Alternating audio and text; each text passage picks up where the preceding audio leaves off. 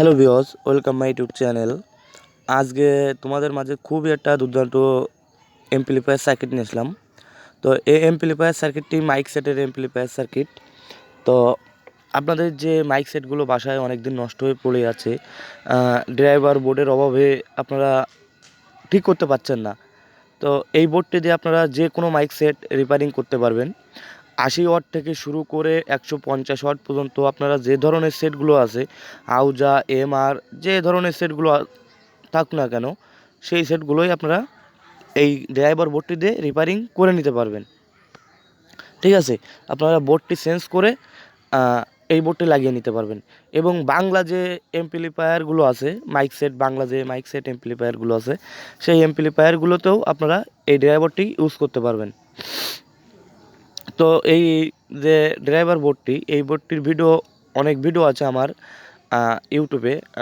আমি এর আগে একটা ভিডিও দিয়েছিলাম পুরো সার্কিটটির ডায়াগ্রাম এবং ডিটেলসে বলেছিলাম কোথায় কোন রেজিস্ট্যান্সটি বসবে, কোথায় কোন ইটি বসবে, আমি ডিটেলসে বলেছিলাম।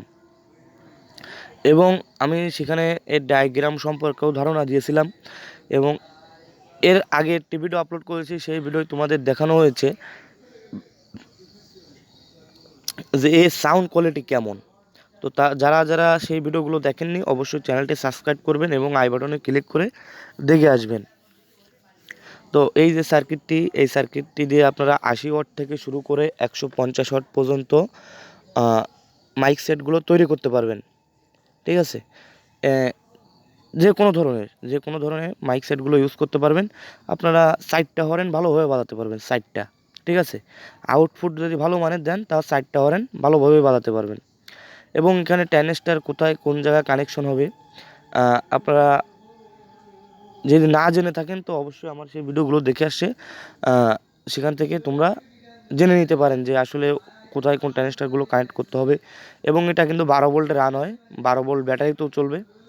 এখানে বি কালেক্টর, সি কালেক্টর, যে ট্রানজিস্টরের কালেক্টরটুকু থাকে, এই যে ট্রানজিস্টর, তোমরা যে কোনো ট্রানজিস্টর ইউজ করতে পারবে। তো এখানে এ কালেক্টর, বি কালেক্টরগুলো আপনারা হিসাব করে লাগালেই হয়ে যাবে।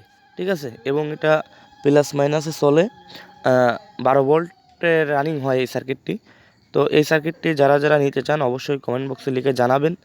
এবং এই সার্কিটটির বর্তমান মার্কেট প্রাইস 800 টাকা। এবং এই সার্কিটটি আপনারা 200 টাকা দিয়ে অর্ডারটি কনফার্ম করে সার্কিটটি অর্ডার করতে পারেন। এবং এই সার্কিটটির এই যে ট্রানজিস্টরগুলো আপনারা যদি ইউজ করেন, আমি সর্বোচ্চ 8টা ইউজ করেছি, তবে তাতে করে আমি 4টা হরেন ভালোভাবে চালাতে পারি। এবং আউটপুট খুবই ভালো মানের আউটপুট দিতে হবে। পাওয়ারও 12 ভোল্ট যে আউটপুটটি দেবেন, 12 ভোল্ট যে পাওয়ার ট্রান্সফরমারটি দেবেন, ওটাও ভালো এম্পিয়ার হতে হবে। এবং এই বোর্ডটিতে কোথায় আপনারা ভোল্টেজ ইন করবেন, কোথায় আপনারা ভোল্টেজ দিবেন এবং কোথা থেকে আউটপুট নেবেন, ডিটেলসে আমি একটা ভিডিও তৈরি করবো এর পরবর্তীতে। তো সেই ভিডিওটি দেখার জন্য অবশ্যই চ্যানেলটিকে সাবস্ক্রাইব করে রাখতে হবে, ভিডিওটি ভালো লাগলে লাইক করতে হবে। এবং এই সার্কিটটি যারা যারা নিতে চান, অবশ্যই কমেন্ট বক্সে লিখে জানাবেন। এই সার্কিটটির বিষয়ে আমি পরবর্তীতে একটা ভিডিও করব, ভালো কোয়ালিটির একটা ভিডিও করব, যাতে আপনারা দেখে সার্কিটের ডায়াগ্রাম সম্পর্কে এবং কোথায় কোন কানেকশনগুলো হবে সম্পূর্ণ জানতে পারেন। এবং এই সার্কিটটি গ্লাস ফাইবার পিসিবি, যেগুলো কোম্পানি দেয় না।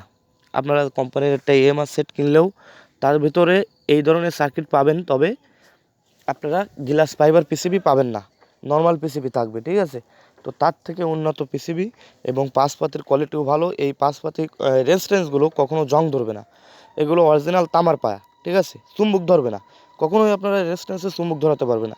আর যে রেজিস্ট্যান্সগুলো চুম্বক ধরে, সেই রেজিস্ট্যান্সগুলো কিন্তু আসলে লোয়ার পায়া হয়। ঠিক আছে, যে লোয়ার পায়া হওয়ার কারণে সেগুলো জং ধরে ভেঙে ভেঙে যায়। আসলে এগুলো তামার পায়া, কখনোই কিন্তু আসলে জং ধরবে না। ঠিক আছে, তো ভিডিওটি ভালো লাগলে লাইক করবেন, চ্যানেলটিকে সাবস্ক্রাইব করে পাশে থাকবেন। আর এটা 100% পিসিবি, যে বোর্ডটি, এই পিসিবি বোর্ডটি আসলে অরিজিনালি গ্লাস ফাইবার পিসিবি। তো এটা যদি কেউ প্রমাণ করতে পারে না এটা গ্লাস ফাইবার পিসিবি না, তো তাকে আমি এরকম 3টা 4টা বোর্ড ফ্রিতে দিয়ে দিব। এটা অরিজিনাল গ্লাস ফাইবার পিসিবি।